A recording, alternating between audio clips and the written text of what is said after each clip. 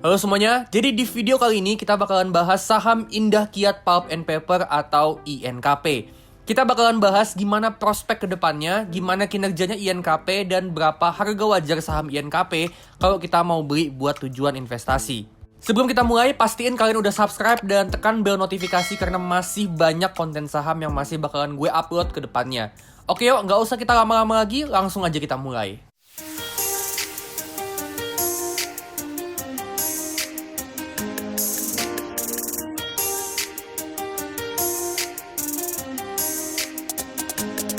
Oke, jadi Indah Kiat Pulp and Paper atau INKP ini perusahaan pabrik kertas yang memproduksi berbagai jenis produk kertas, mulai dari kertas industri, pulp atau bubuk kertas, sama kertas budaya. Revenue INKP sama beberapa tahun terakhir dalam tren yang cenderung naik, tapi naiknya nggak terlalu konsisten. Tahun 2017 sampai 2018 revenue-nya naik, terus tahun 2019 sampai 2020 revenue-nya turun, terus naik lagi di tahun 2021 dan tumbuh pesat di tahun 2022. Nah, kalau kita bedah penjualannya INKP, 36% datang dari penjualan kertas industri, tisu, dan lain-lain. Terus 34% dari kertas budaya, dan 30% dari produk pulp atau produk bubuk kertas. Sedangkan kalau kita bedah berdasarkan tujuan penjualan, 55% penjualannya INKP itu ke luar negeri alias ekspor, dan sekitaran 45% itu ke dalam negeri. Next, untuk gross profit sama net profitnya ini juga dalam tren yang cenderung naik. Dan polanya juga sama dengan revenue-nya. Jadi di tahun 2019 sampai 2020 labanya ngalami penurunan, tapi abis itu recover di tahun 2021 sampai 2022. Rata-rata growth-nya juga bagus, bisa di kisaran 15 sampai 19% per tahun. Jadi overall pertumbuhannya INKP ini cukup bagus selama beberapa tahun terakhir meskipun agak kurang konsisten. Next, kita lihat profitability-nya. Return on equity ada di kisaran 6-15%-an, yang mana ini termasuk moderat ya, nggak terlalu tinggi tapi nggak bisa dibilang rendah juga. Sedangkan efisiensinya dari segi net profit margin ini bisa rata-rata di kisaran belasan persen, bahkan di tahun 2022 bisa sampai 21%, dan ini net profit margin yang bagus. Next, dari segi balance sheet-nya INKP, current ratio-nya bisa dijaga di atas 200% dan ini bagus banget. Artinya aset lancarnya bisa minimal 2 kali lipat utang jangka pendeknya INKP. Sedangkan liabilities to equity ada di 72% di tahun 2022 dan ini trennya menurun. Ini bagus ya karena equity-nya cukup untuk bayar semua utangnya dan kemampuan INKP untuk bayar semua utang-utangnya ini makin lama makin bagus. Next, kita lihat cash flow. Cash from operation sama free cash flow-nya konsisten positif selama beberapa tahun terakhir. Dan ini bagus ya karena INKP ini nggak cuma bisa dapat profit aja, tapi dia juga bisa ngasilin uang cash yang nantinya bisa dipakai buat ekspansi bisnis atau dikasih ke investor dalam bentuk dividen atau buyback. Tapi sayangnya free cash flow yang dihasilin ini dalam tren yang turun selama beberapa tahun terakhir. Harapannya kedepannya INKP ini nggak cuma numbuhin profitnya aja, tapi free cash flow-nya juga bisa tumbuh. Dan kalau kita perhatiin, labanya INKP ini jauh lebih gede dibanding cash from operations sama free cash flow-nya. Artinya cuma sebagian dari profitnya INKP yang bentuknya itu uang cash.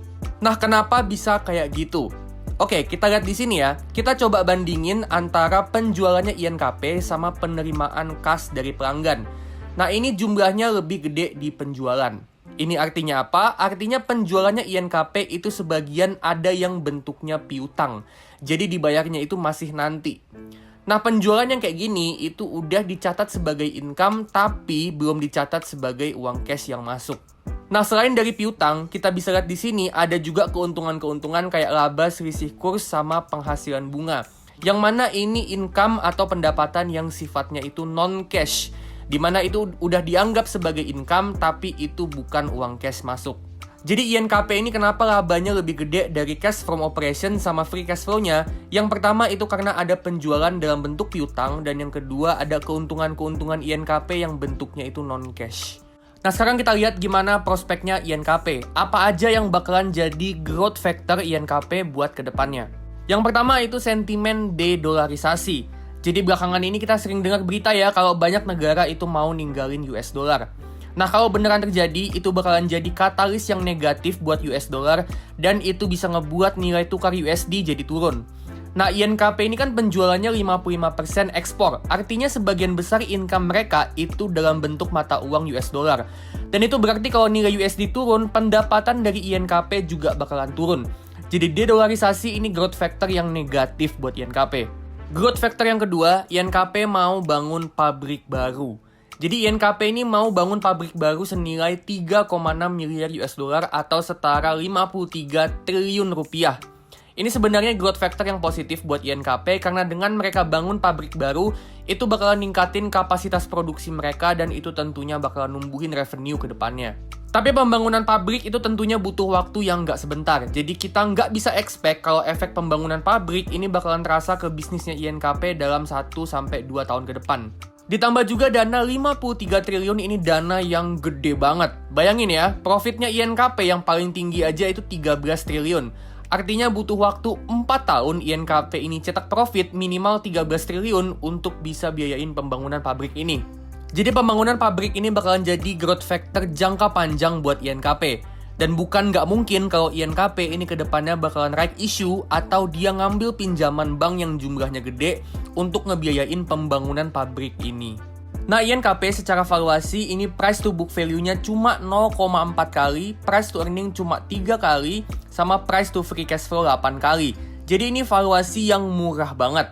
Tapi apakah saham INKP beneran murah? Kita belum tahu. Dan sekarang kita bakal hitung harga wajarnya saham INKP itu berdasarkan masa depannya dia. Berapa uang cash atau free cash flow yang bakalan dihasilin INKP di masa depan, dan berapa perkiraan valuasinya INKP ke depannya. Nah, metode ini namanya discounted cash flow. Di metode discounted cash flow ini kita bakalan buat beberapa asumsi untuk masa depannya INKP. Anggaplah kita mau investasi di INKP ini untuk 10 tahun ke depan, jadi kita buat asumsi masa depannya INKP untuk 10 tahun ke depan.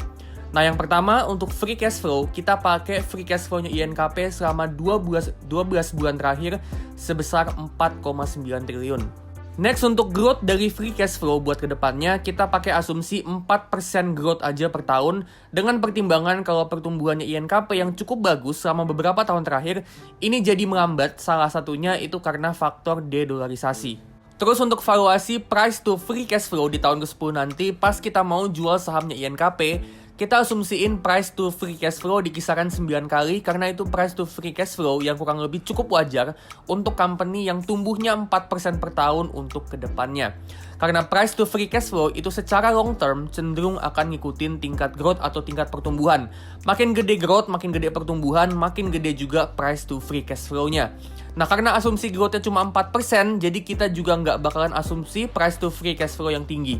Terakhir untuk return yang kita mau return 15% per tahun dengan alasan kalau INKP ini menurut gua saham yang resikonya cukup tinggi. Terutama tadi kita udah lihat ya, growth-nya itu nggak terlalu konsisten, terus juga tadi kita udah bahas soal potensi revenue-nya turun karena efek dedolarisasi.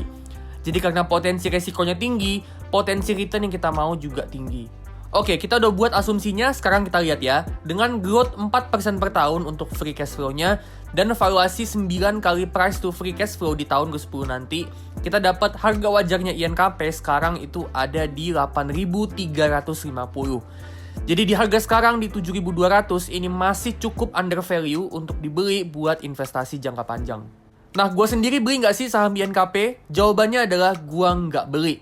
Alasannya simpel ya, jadi meskipun INKP ini valuasinya murah, tapi gue ngelihat kalau masih ada banyak saham lain yang fundamentalnya lebih bagus, lebih kuat daripada INKP, yang valuasinya juga menarik.